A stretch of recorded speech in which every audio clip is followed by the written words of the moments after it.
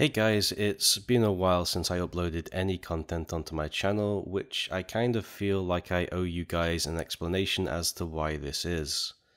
I guess I'll start at the beginning, which was back in December. My mother had recently celebrated her 61st birthday, and due to working hard all her life, had managed to acquire enough funds to retire early. And with this joyous occasion, she decided to get in shape, go to the gym, and keep fit. Unfortunately, during this period, while exercising, she found herself in large amounts of pain, which she believed to be caused by a damaged rotator cuff muscle. She went to the doctors within a week and tried acupuncture, went to see sports therapists over the next couple of months.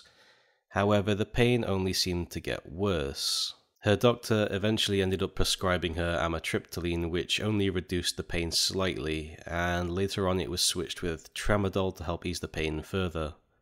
It wasn't too long after that she believed the tramadol was affecting her speech and sometimes became quite confused, which is in fact a side effect of tramadol. However, her speech was growing exceptionally bad, almost forgetting how to say various simple words completely. She stopped taking the tramadol and tried to suffer through the pain with just cocodamol and ibuprofen, but at that point I insisted that she saw a specialist clinic to have some scans done to see exactly what was wrong with her, something she had refused to do previously as she assumed it was just a simple sports injury. We booked in an appointment with a specialist for a Friday, but 2 days prior to getting her scans, she became overwhelmed by pain and seemed to be in absolute agony. Me and my sister then quickly took her to the local hospital, worried about her condition, and in the waiting room she collapsed from a chair onto the floor. And after that they rushed her through to the doctor. We explained to the doctor about the pain she was having, the speech problems, and he looked extremely concerned, especially with the speech issue.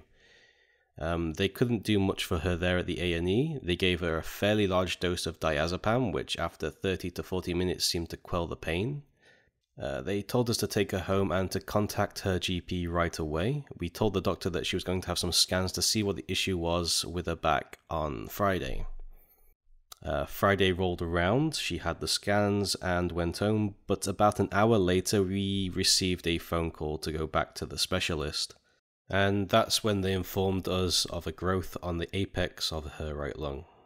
After a GP visit and further scans and a biopsy, she was diagnosed with stage 4 cancer of the lung, as well as metastases or several tumours in the brain which were affecting her speech and balance as well as causing her confusion. They informed us that it was terminal and that she might only have around 6 months to a year to live, and at this point I was pretty devastated, especially considering back just in December she seemed perfectly fit and healthy. Despite this, my mother was extremely positive about everything and she was determined to make sure that she was going to have the best 6 months of her life and go out with a bang. She was given a whole host of pills to take, including MST, which is a slow-releasing morphine tablet, liquid Oromorph, steroids to help shrink the tumor growth, gastronomic drugs to assist in the nausea from the morphine. She considered having radiotherapy and chemotherapy in order to have more time with us, but unfortunately, just 7 weeks after her diagnosis, she took a turn for the worse, and I had to take my mother to hospital in an ambulance as she had completely lost the ability to walk. And only a week later, she passed away peacefully in her sleep. Prior to her death, she had a second biopsy and an MRI scan, and it turned out that the tumours in her brain were growing at around 1 centimetre every fortnight, and that no form of treatment would have been able to prevent her death or even delay it. So for the last few months, I've dedicated nearly all my time to caring for her and attempted to keep her distracted and entertained. And the last few months have just seemed to be an extremely stressful blur, and everything just seems to have happened very fast. But I know my mother, and she wouldn't want me dwelling or grieving forever, and it's about time that I need to get my life back to normal. So I apologise for not keeping up with my regular content, but in this instance, family and real life just had to take priority. And I want to say a short thank you to the NHS nurses at Prince Philip Hospital, the Macmillan nurses, the doctors, the paramedics, and the Sancta Maria Hospital team, who were all involved in my mother's care, and all the assistance and help they provided was just simply amazing. You guys were really excellent all the way through from start to finish. And as a family, we also decided to give Macmillan Nurses a donation for all their hard work as well. So that's where I've been, and now I'm planning to get things back on track and possibly even make some life-changing choices.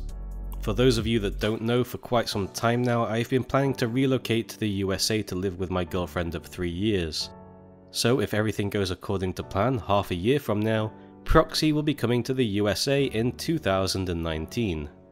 So far the likely candidates for my new home are either Washington or Minnesota, which may include a short stay in Huntsville, Alabama prior, and honestly, I think I need a fresh start in a new place to meet new people and try new things. So hopefully everything regarding that goes smoothly. As for upcoming content, there's so much information regarding Ashes that I'm behind on, several games I want to talk about, like some exciting developments with Rend for example, as well as some new MMOs, RPGs and survival games. Well, basically there is a lot of content I want to make right now, and I think it will provide a good distraction for myself. So stay tuned guys, Proxy is back.